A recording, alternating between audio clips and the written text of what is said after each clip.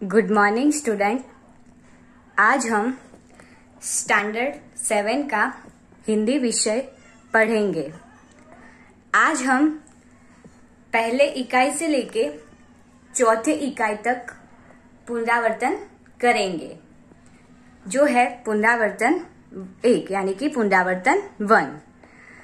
अब इसमें आपका पहला प्रश्न है MCQ, जिसमें आपको प्रश्न दिए हैं और उसके नीचे 4 विकल्प भी दिए हैं। आइए हम वो प्रश्न को समझते हैं और उसका उत्तर देते हैं। पहला प्रश्न है, सुबह खुशी के गीत कौन गाता है? A. कलियां, B. लहरें, C. हवाएं, D. चिड़िया। अब हमने जो काव्य समझा था उसमें पता है कि सुबह उठकर खुशी के गीत यानी कि अच्छी मीठी मधुर आवाज में कौन चहचहाता है, तो हमें पता है कि उसका सही उत्तर आएगा डी यानी चिड़िया। तो उत्तर इस प्रकार लिखेंगे, सुबह खुशी के गीत चिड़िया गाती यानी कि गाता है। दूसरा प्रश्न है, कैसी हवा मस्ती ढोकर लाती है? अब कैसी हवा मस्ती ढोकर लाती है, पहले हम उसके विकल्प देखते हैं। A. ठंडी, B. बरसाती, C. धीमी, D. तेज। अब हमें पता है कि कैसी हवा मस्ती ढोकर लाती है, तो उसका सही उत्तर आएगा A. ठंडी। तो ठंडी हवा मस्ती ढोकर लाती है। तीसरा प्रश्न है हमारा, बंजारा सामान ढोने यानी कि उठाने के लिए डैश का उपयोग करता था। अब किसका उपयोग करता था बंजारा, वो लिखना है। तो पहले विकल्प देख लेते हैं। A. हाथियों का, B. घोड़ों का, C. ऊंटों का, D. गधों का। अब बंजारा एक जगह से दूसरी जगह जब सामान को ले जाता था तो किसका उपयोग करता था, तो किसका आएगा C. ऊंटों का।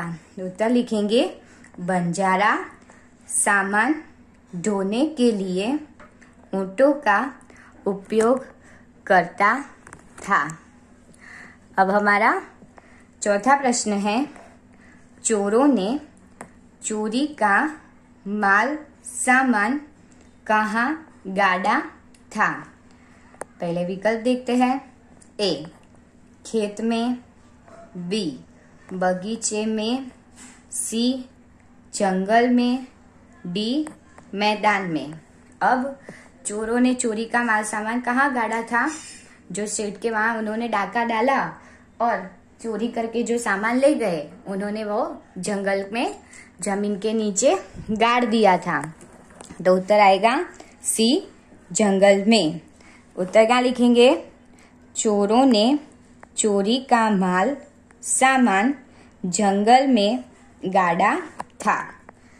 पांचवा है, मनुष्य स्वयं को क्या समझता है? अब मनुष्य स्वयं को क्या समझता है वो लिखना है। तो पहले विकल्प देखते हैं। A. दया निधान, B. प्रेम का सागर, C. बुद्धि का भंडार, D. गुणों की खान। अब मनुष्य स्वयं को क्या समझता है, वो तो गुणों की खान समझता है। तो लिखेंगे, मनुष्य स्वयं को गुणों की खान समझता है यानी कि बहुत गुणी है, ऐसा अपने आप को समझता है। अब छठा प्रश्न है, मकान मालिक कितने महीने का किराया लेने आया था?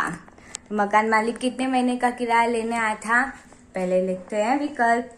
A. 3, B. 4, C. 5, D. 6। तो क्या आएगा, कितने महीने का किराया लेने आया था वो, तो 4। तो उत्तर लिखेंगे मकान मालिक 4 महीने का किराया लेने आया था। हमारा दूसरा प्रश्न है रिक्त स्थानों की पूर्ति कीजिए। पहला रिक्त स्थानों है मैदानों में, वनबागों में जब डैश लहराती है। अब इसमें से क्या लहराती होगी? सृजनहार है, तख्ती है, हरियाली है, डाका, बारी, वफादारी। तो मैदानों वनबागों में जब बारिश का मौसम आता है और बारिश आके चली जाती है तब क्या लहराता है वो लिखना है। तो क्या आएगा इसमें से? हरियाली। तो लिखेंगे मैदानों में, वन बागों में हरियाली लहराती है। दूसरा प्रश्न है हे जग के डैश प्रभो तब याद तुम्हारी आती है। अब जग के कैसे प्रभु है वो लिखना है। तो इसमें से कौन सा उत्तर आएगा? सृजनहार है, तख्ती है, हरियाली तो चला गया, डाका, बारी, वफादारी। तो जग के कैसे प्रभु है? तो उत्तर आएगा सृजनहार, यानी कि जिसने सृष्टि का सृजन किया है, सृष्टि को बनाया है। तो हे जग के सृजनहार प्रभु तब याद तुम्हारी आती है। तीसरा है बंजारा अपने कुत्ते की डैश से खुश था। तो बंजारा कैसे खुश था? तो तख्ती, डाका, बारी, वफादारी। तो बारी तो आ नहीं सकता, डाका भी नहीं आ सकता, और क्या आएगा? तो कुत्ता कैसा प्राणी होता है? वफादार। तो वो क्या करेगा? वफादारी। तो उत्तर किस तरह लिखेंगे? बंजारा अपने कुत्ते की वफादारी से खुश था। चौथा प्रश्न है सेठ के यहाँ चोरों ने डैश डाला। अब चोर का काम क्या है? चोरी करना। तो चोरी को दूसरा क्या बोलेंगे? उसका समानार्थी बन जाएगा डाका। तो हमें ऊपर वो दिया हुआ है विकल्प में, तो उत्तर आएगा डाका। तो उत्तर लिखना है हमें सेठ के यहाँ चोरों ने डाका डाला। पांचवा है लोगों ने डैश लगाने वाले सज्जन को फूल तोड़ते देखा। अब जो कथनी करने वाला जो हमने इकाई पढ़ा था उसमें जो फूल के पौधे लगाए थे वो सज्जन ने क्या लगाया था? फूल तोड़ना मना है ऐसा बोर्ड यानी कि तख्ती लगाई थी, और फिर बाद में उन्होंने फूल तोड़े थे। तो लोग उसको नाम से तो जानते नहीं थे वो सज्जन को, तो क्या देखते थे? वो तख्ती लगाने वाला सज्जन ऐसे नाम से पहचानते थे। तो क्या आएगा? उत्तर तख्ती। तो उत्तर लिखेंगे लोगों ने तख्ती लगाने वाले सज्जन को फूल तोड़ते देखा। छठा है सदा अपनी डैश की प्रतीक्षा करनी चाहिए। किसकी प्रतीक्षा करनी चाहिए? तो अब एक ही बचा है बारी। तो उत्तर आएगा सदा अपनी बारी की प्रतीक्षा करनी चाहिए। अब हमारा नया प्रश्न है सही वाक्यांश चुनकर विधानों को पूर्ण कीजिए। पहला प्रश्न है सुबह उठकर चिड़िया क्या करती है वो लिखना है। तो विकल्प में से ढूंढकर लिखना है। तो पहले विकल्प देखते हैं। अ सूर्य का स्वागत करती है। ब बच्चों का मन बहलाती है। क खुशी के गीत गाती है। तो सुबह उठकर चिड़िया क्या करती है वो लिखना है। तो क्या गाती है? खुशी के गीत गाती है। तो उत्तर लिखेंगे सुबह उठकर चिड़िया खुशी के गीत गाती है। दूसरा प्रश्न है बंजारे को रुपयों की जरूरत पड़ी क्योंकि। अब किस लिए जरूरत पड़ी थी? वो विकल्प देखते हैं। अ उसे व्यापार में बड़ा नुकसान हुआ था। ब उसने जरूरत से ज्यादा माल खरीद लिया था। क उसे पूरे देश में तीर्थ यात्रा करनी थी। अब बंजारे को क्यों रुपयों की जरूरत पड़ी? क्योंकि उसको व्यापार में बहुत बड़ा नुकसान हुआ था, इसीलिए। तो उत्तर आएगा उससे व्यापार में बड़ा नुकसान हुआ था। उत्तर किस प्रकार लिखेंगे? बंजारे को रुपयों की जरूरत पड़ी क्योंकि उसे व्यापार में बड़ा नुकसान हुआ था। तीसरा प्रश्न है, एक सज्जन ने अपने पोते को सिखाया था कि, क्या सिखाया था?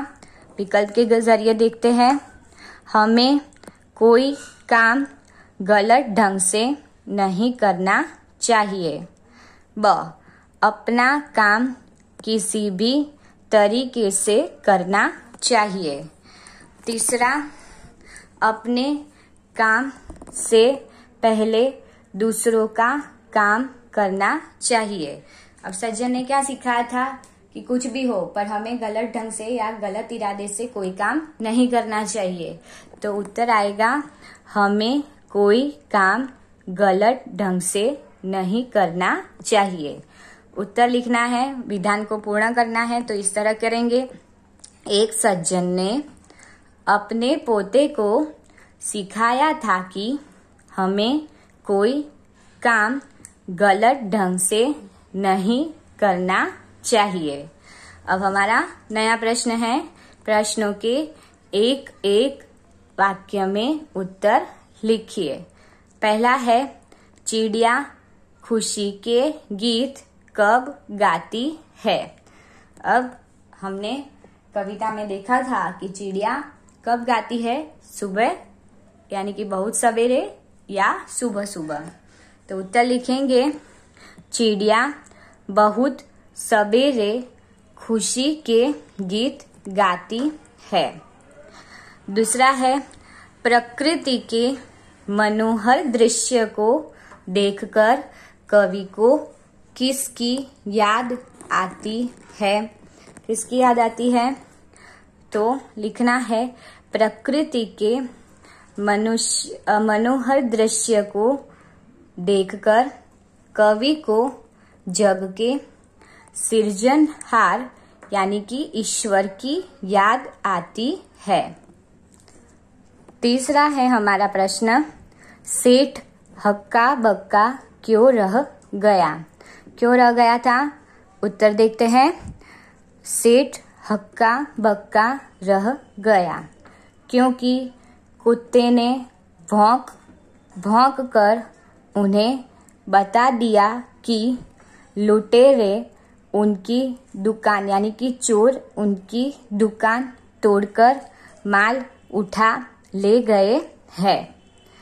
चौथा प्रश्न, बंजारे क्या करते थे? उत्तर देखते हैं।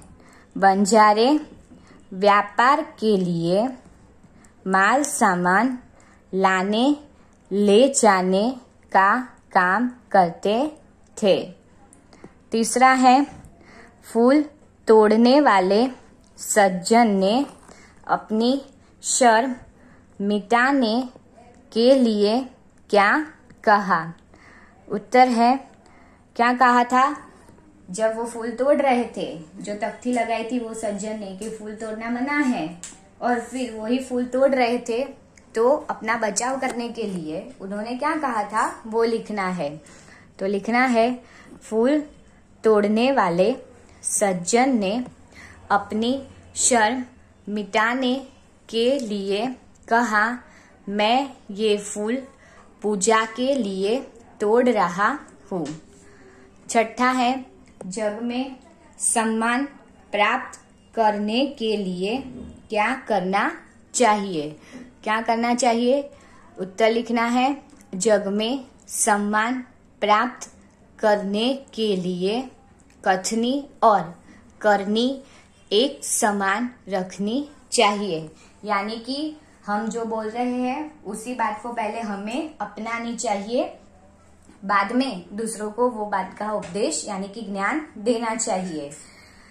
अब नया प्रश्न है, शब्दों के वाक्य प्रयोग कीजिए। पहला शब्द दिया है वफादार, तो उसका वाक्य प्रयोग करना है। आप लोग अपनी तरह से भी कोई वाक्य बना सकते हो। मैंने इधर बनाया है कुत्ता वफादार, वफादार का आ गया, उसका वाक्य प्रयोग हो गया, तो कुत्ता वफादार जानवर है। दूसरा है फूल, फूल की खुशबू अच्छी आ रही है। तीसरा हरियाली, बरसात के मौसम में हरियाली छा जाती है। चौथा है छम छम, तो विकल्प हमने वाक्य बनाया है, बारिश की बूंदें छम छम गिरती है। अब पांचवा शब्द है सुबह, तो सुबह का वाक्य बनाया है, हमें सुबह जल्दी उठना चाहिए। छठा है मनुष्य, तो मनुष्य का वाक्य क्या बनाया है, मनुष्य समझदार प्राणी है। सातवां है आदर्श, तो उसका वाक्य बनाया है, हमें आदर्श की बातें अपनानी चाहिए। ये शब्द पर से आप अपनी तरह से भी कोई भी वाक्य बना सकते हो और सीख सकते हो। अब हमारा नया प्रश्न है, काव्य पंक्तियों का भावार्थ लिखिए। यानी कि हमें 2 काव्य पंक्तियां दी होगी और फिर उसका अर्थ, उसको काव्य पंक्ति को समझाना है। तो पहली काव्य पंक्ति कौन सी है वो देखते हैं। कलियां दरवाजे खोल खोल, जब दुनिया पर मुस्काती है। अब उसका भावार्थ लिखना है हमें, तो किस तरह लिखेंगे, सुबह होने पर कलियां, यानी कि फूल जब खिला नहीं होता तब कैसा होता है, कली में जो कलियां भी जैसे नींद से जाग उठती है, उनकी बंद पंखुड़ियां खुलने लगती है, वे मानो सोने वालों पर मुस्काती है और कहती है कि हमारी तरह तुम भी हंसो मुस्कुराओ। आलस और उदासी दूर भगाकर काम में लग जाओ। यानी कि फूल से, कली में से जब फूल बनता है तो वो हमें क्या संदेश देता है कि आलसीपन और उदासी दूर कर देनी चाहिए और हमेशा मेहनत करनी चाहिए, सदा मुस्कुराते रहना चाहिए। अब हमारी दूसरी काव्य पंक्ति कौन सी है वो देखते हैं। जब छम छम बूंदे गिरती है, बिजली चम चम कर जाती है। अब उसका भावार्थ समझते हैं। वर्षा ऋतु में या तो बारिश के मौसम में बादल बरसने लगते हैं, यानी कि बारिश आती है, तब पानी की बूंदें छम छम की आवाज करती है। ऐसा लगता है जैसे वे नृत्य कर रही हो। उस समय बिजली भी चमकती है। ऐसा लगता है जैसे बूंदों का नृत्य देखकर आकाश का चेहरा खुशी से चमक उठता है। यानी कि जब बारिश का मौसम आता है और बारिश में जो बारिश की बूंदें है वो जमीन पर गिरती है, तब कैसी आवाज आती है, छमछम आवाज आती है। और साथ में क्या होती है, बिजली भी चमकती है और बिजली की भी आवाज आती है। अब ऐसा लगता है कि ये बारिश की छमछम बूंदें देखने के लिए आकाश भी नाच रहा है, इसीलिए बिजली कड़कती है और बिजली चमकती है। अब हमने दोनों काव्य पंक्तियों का भावार्थ समझ लिया, यानी कि अर्थ लिख लिया। स्टूडेंट, मुझे आशा है कि आप लोगों ने पुनरावर्तन 1 ठीक से समझा होगा ध्यानपूर्वक सुना होगा। Thank you.